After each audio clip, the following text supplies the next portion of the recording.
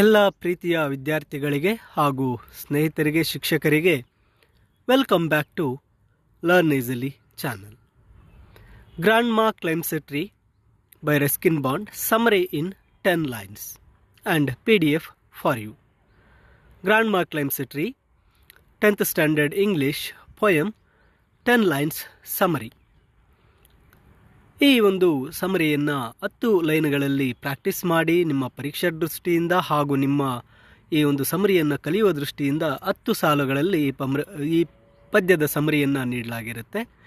ತಪ್ಪದೆ ಈ ಒಂದು ಸಮರಿಯನ್ನು ನೀವು ಡೌನ್ಲೋಡ್ ಸಹ ಮಾಡಿಕೊಳ್ಳಬಹುದು. ಈ ವಿಡಿಯೋದ ಡಿಸ್ಕ್ರಿಪ್ಷನ್ನಲ್ಲಿ PDF ಲಿಂಕ್ ನೀಡಲಾಗಿದೆ. ಇಲ್ಲಿ 10 ಸಾಲುಗಳಲ್ಲಿ grandma climbs a tree summary. The poem grandma climbs a tree is written by Ruskin Bond. The poem Grandma Climbs a Tree is written by Ruskin Bond. He calls his grandmother as genius because she could climb a tree even at the age of 62. He calls his grandmother as genius because she could climb a tree even at the age of 62. She learnt it from her loving brother at the age of 6. She learnt it from her loving brother at the age of 6. Everybody feared that Granny would fall from a tree one day. Everybody feared that the Granny would fall from a tree one day. One day she climbed a tree but could not come down. One day she climbed a tree but could not come down. After the rescue, doctor recommended her rest for a week. After the rescue, the doctor recommended her rest for a week.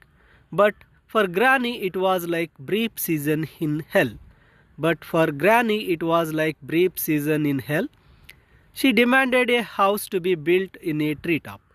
She demanded a house to be built in a treetop.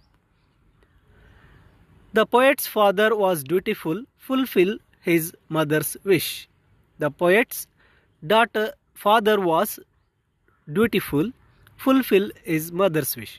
The poet's father, who was dutiful, fulfilled his mother's wish. Granny moved up and enjoyed as her wish. Granny moved up and enjoyed as her wish. ಈ ರೀತಿಯಾಗಿ 10 ಸಾಲುಗಳನ್ನು ನೀವು ಮತ್ತೊಮ್ಮೆ ಓದುತ್ತಾ ಮತ್ತು ಬರೆಯುತ್ತಾ practice ಮಾಡಿ ಕಲಿಯಿರಿ. ಈ ಒಂದು ಸಮರಿ ನಿಮಗೆ ಪರೀಕ್ಷಾ ದೃಷ್ಟಿಯಿಂದ 4 ಅಂಕಗಳಿಗೆ ಕೇಳಲಾಗುತ್ತೆ.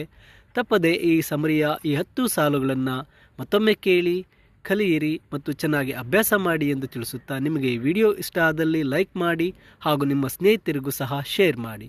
ಎಲ್ಲರಿಗೂ ಧನ್ಯವಾದಗಳು.